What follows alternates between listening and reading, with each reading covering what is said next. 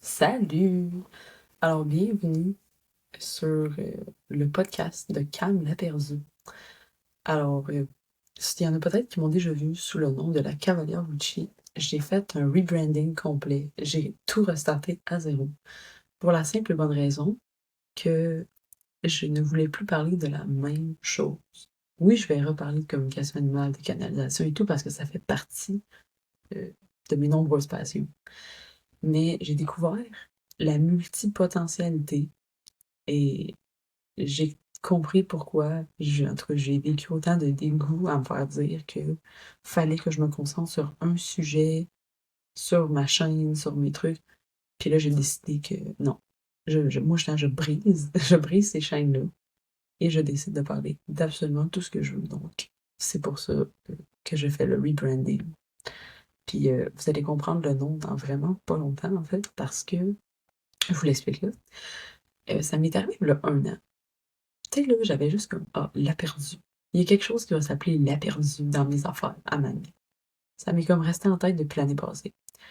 Et là, euh, j'ai comme eu un flash, il y a pas si longtemps que ça. Parce que il y a de cela 1 an, un peu plus qu'1 an, j'avais découvert la page Instagram de Solène Feig qui parlait de multipotentialité. Mais j'avais comme skippé ça parce que je me disais, ah, encore une autre affaire de terme à la mode, je sais pas trop, là, pour genre, tu sais, comme nous faire acheter du coaching parce qu'on se comprend pas, là. Puis, j'ai décidé d'écouter un podcast là-dessus cette semaine. Et, wow, ça a mis tellement de mots sur ce que je vivais. Tu sais, je veux dire, moi, dans la vie, en fait, je vais expliquer c'est quoi un peu la multipotentialité avant de parler de l'impact que ça a dans la vie de quelqu'un. C'est justement, en fait, le fait d'avoir de multiples potentiels.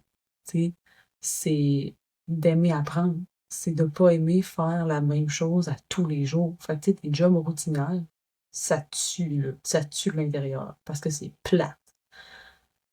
Justement, on a une facilité d'apprentissage parce qu'on veut apprendre des nouvelles choses, on veut être constamment stimulé.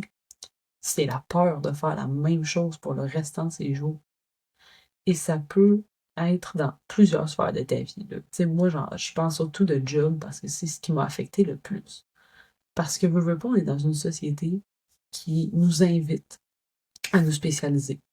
Tu sais, c'est vraiment, ah, faut que tu te spécialises ou, tu sais, c'est bien vu quand tu restes 20 ans dans la même entreprise puis que tu prends ta retraite.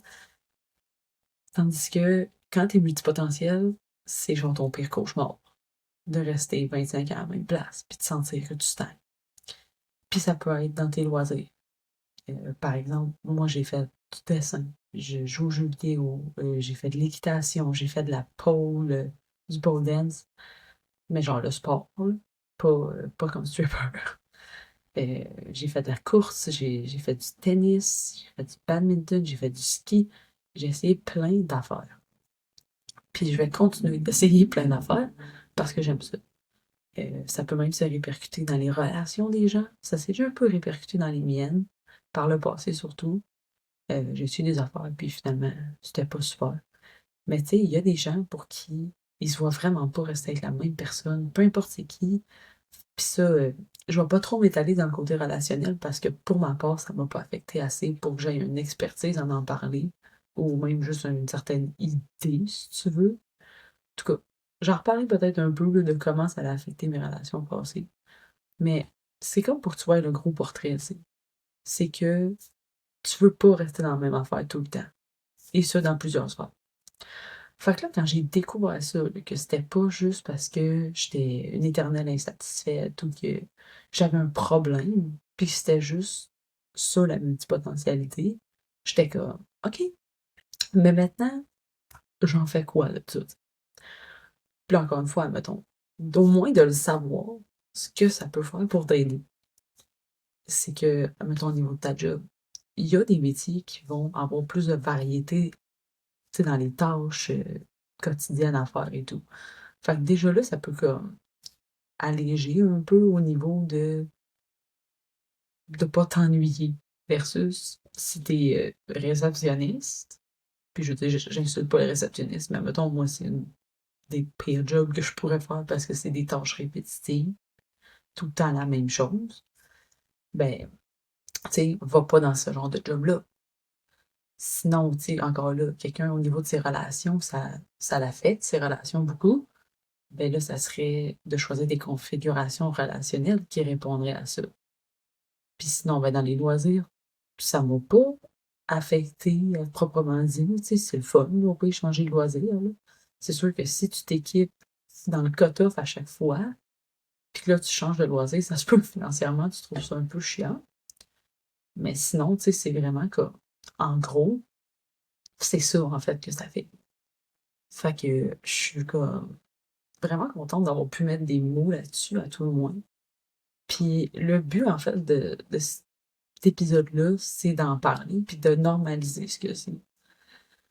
Puis de dire que t'es pas normal, puis qu'il y a des choses que tu peux faire maintenant, que tu te doutes que tu l'es. Puis si genre t'es comme ouais, mais tu sais, j'ai beau entendre ce que tu me dis, Cam, ça me. Je sais quand même pas si je le suis réellement. Il y a des tests en ligne. Moi, j'ai été en faire un. J'ai eu 12 sur 12, OK? C'est pas des tests psychologiques super approfondis, là. Tu sais, déjà là, comme je te dis, si t'aimes juste pas faire la même chose tout le temps, tu sais, que toi, ça te terrorise de trouver un seul métier pour le restant de tes jours, tu sais, que vraiment tu as souvent besoin de changement, c'est vraiment comme moi, c'est le plus gros signe que je pouvais avoir, là, honnêtement, pour me dire que j'étais multipotentielle. Puis évidemment, une grande facilité d'apprendre et tout. Encore là, tu sais, chaque personne est unique. Mais déjà là, que si je te parle de ça, puis tu relates beaucoup, je pense qu'il y a des grandes chances que tu le sois. C'est ça. Fait que, puis maintenant, on en fait quoi de ça? Mais comme je te dis, au moins, en le sachant, tu vas avoir peut-être des façons un peu de trouver des jobs qui sont plus adaptés à toi. Tu sais, moi, j'avais regardé un peu sur Internet, emploi pour gens multipotentiels.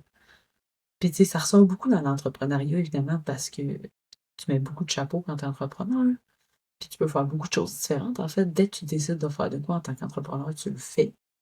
Puis après ça, c'est juste de le faire fonctionner. Sinon, tu as des jobs comme chargé de projet, des psychologues. Là, c'est sûr que psychologue, puis ça demande un niveau d'études un peu plus grand. Excusez. Euh, chargé de projet, pas tout le temps, en tout cas. Fait que, tu sais, trouve-toi un job qui va répondre à ça. C'est-tu évident? Pas tout le temps.